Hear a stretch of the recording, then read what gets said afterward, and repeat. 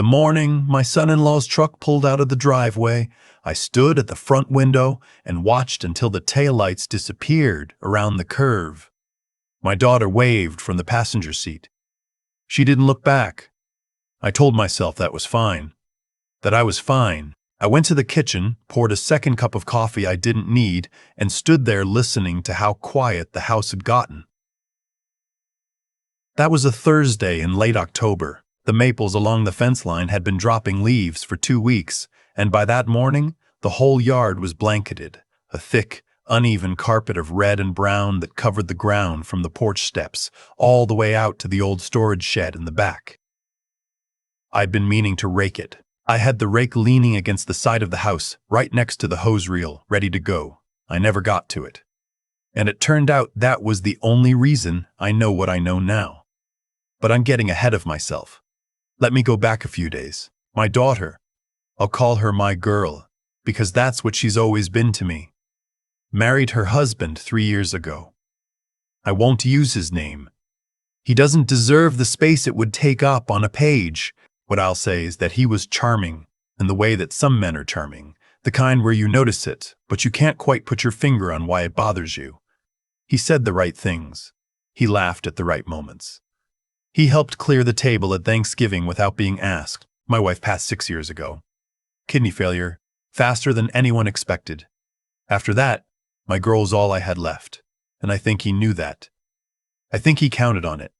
He'd been pushing her to move out of state for over a year, said it was for work, a better opportunity, a promotion he'd been promised. Maybe that was true. Maybe it wasn't. What I know is that the further away she was, the less she'd be around to notice anything. That October, they came to stay for the week before the move, helping me sort through some things from the attic, they said, making sure I was settled before they left. That part was my girl's idea, not his. He spent most of the visit out on the back porch on his phone, talking low, turning away whenever I came near. I noticed. I didn't say anything. The day before they left, I drove into town to pick up my blood pressure medication.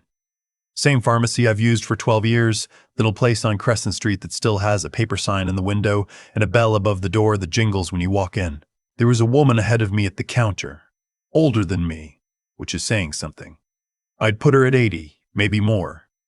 Small, white-haired, wearing a yellow cardigan that had seen better days. She was digging through a cloth bag, pulling out a coin purse, counting out change on the counter with shaking hands.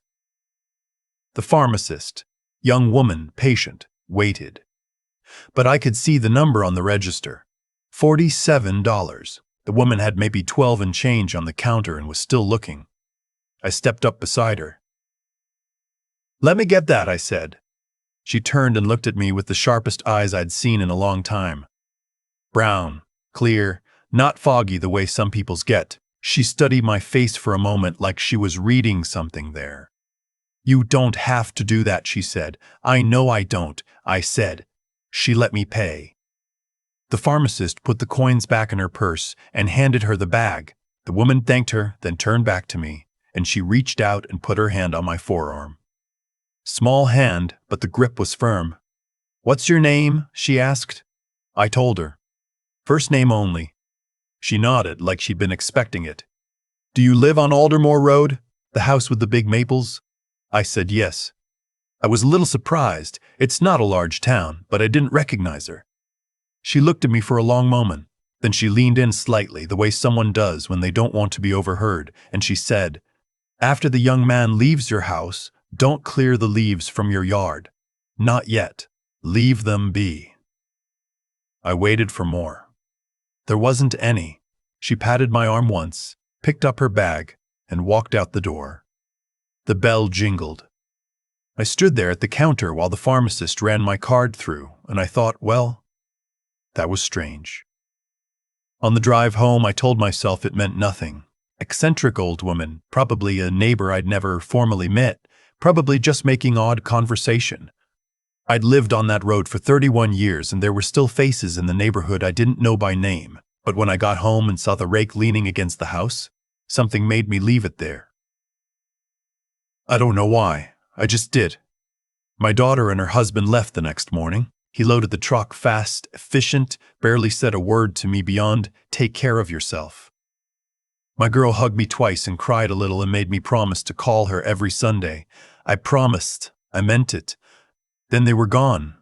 I spent the afternoon inside, too quiet to work, too restless to sit still. I watched the news without hearing it, ate dinner standing at the counter, went to bed earlier than usual, and lay there listening to the house settle in the wind. Somewhere around 2 in the morning, I heard something, not loud, a dull thud, low and brief, coming from outside. I lay still and listened. Nothing followed it. I told myself it was a branch. We get raccoons sometimes. Could have been anything. I didn't sleep well after that, but I didn't get up either. When I opened the front door in the morning, the cold hit me first. Clear October air, the smell of damp earth and wood smoke from somewhere down the road. I stood on the porch with my coffee and looked out at the yard. And then I set the mug down on the railing because my legs didn't feel entirely reliable. There were tracks in the leaves, not animal tracks. Tire tracks. 2 parallel lines running from the edge of my property, along the side of the house, cutting right around toward the back, and beside them, boot prints. 2 sets.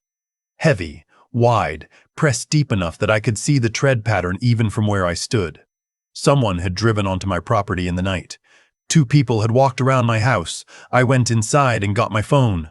I walked the perimeter slowly, photographing everything before I let myself process what I was looking at. Because if I'd raked those leaves the way I'd planned, if I'd cleared that yard the way I do every fall, there would have been nothing. No tracks, no prints, no evidence at all that anyone had been there. Just flat, bare ground. That thought sat in my chest like a stone. The tracks went around to the back and stopped near the old shed. The shed where I keep my tools. Yes, but also where I'd stored 4 boxes from the attic. Documents, mostly. My wife's jewelry that I hadn't been able to part with. Some paperwork related to the house. The shed's padlock had not been opened. I checked it carefully and there were no scratch marks. No sign of forced entry. Whoever it was had either lost their nerve or been interrupted, or they'd come for something else and decided against it. I stood there in the cold for a long time, then I went inside and I called my daughter. She answered on the second ring. Her voice was bright, a little tired. They'd stopped overnight in a motel and were back on the road. I asked her one question. I tried to keep my voice even. I asked her if her husband had mentioned anything about the shed. A pause. Too long. "What do you mean?" she said. I told her what I'd found. The tracks. The prints. I told her about the woman at the pharmacy and what she'd said and why I hadn't raked the leaves. I told her all of it straight through while I sat at the kitchen table and watched the light move across the floor. When I finished, my girl was quiet for a moment. Then she said very carefully, "Dad, his business partner called him last week. I didn't hear everything, but I heard him say your address." There it was. I asked her if she was safe. She said she didn't know. She sounded scared and young, and like the girl who used to come into my room during thunderstorms when she was 7 years old, and it took everything I had to keep my voice steady. "Get somewhere you trust," I said.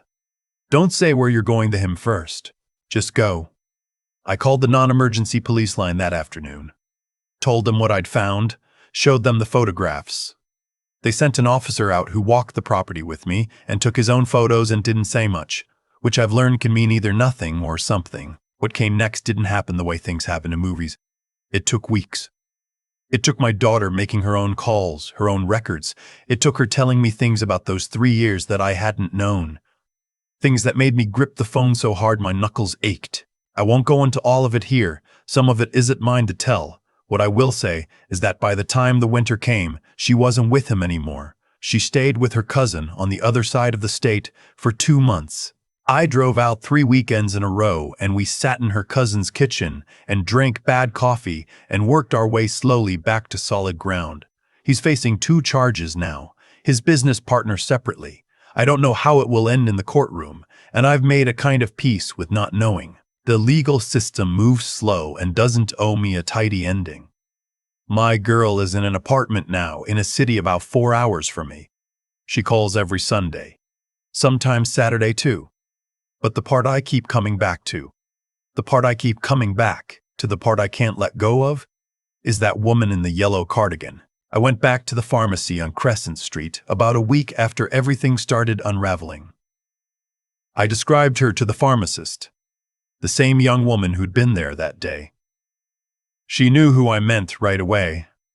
White hair, sharp eyes, walked with a slight limp. "Mrs. Obed," she said. "She's in a few times a month." I asked if she lived nearby. The pharmacist wasn't sure. She thought maybe the assisted living facility off Route 9, the one they call Ridgewood. I drove over there the next day. A woman at the front desk checked, then looked up at me with a sympathetic expression. Estella Bed had passed away 6 days after our meeting at the pharmacy. Heart failure, in her sleep. She'd been a resident there for 2 years. The woman told me she'd had no immediate family nearby, a nephew in another state. That was all. I sat in my car in that parking lot for a while. I don't know how she knew. I don't know what she'd seen or heard, whether it was something concrete or something else I don't have a clean word for. She was old, and she was sharp, and she paid attention to the world in a way that most people don't anymore. Maybe that's explanation enough. Maybe she'd noticed something in the neighborhood that I'd missed. Maybe she'd seen a truck on our road she didn't recognize. Maybe she just knew, the way some people seem to know things. What I do know is that she chose to say something to a stranger in a pharmacy line. She could have kept her head down and walked out. She had every reason not to bother. She didn't know me. She owed me nothing. $47, and she gave me back my daughter. Last Sunday, my girl called a little after noon. We talked for an hour. She told me she'd gotten a small raise at her new job. She told me she'd been sleeping better. She laughed twice at things I said, real laughs, not the careful ones I'd been getting for a year. Before we hung up, she said, "Dad, I'm sorry I didn't see it sooner. I told her that wasn't hers to carry." After we got off the phone, I went outside. The yard was clear by now, the leaves long gone, the ground bare and cold and waiting for whatever comes next. I stood on the porch for a while and looked out at the maple trees, all their branches empty against the gray sky. Then I went inside and made dinner, and ate it at the table like a person should. And the house didn't feel quite so quiet anymore.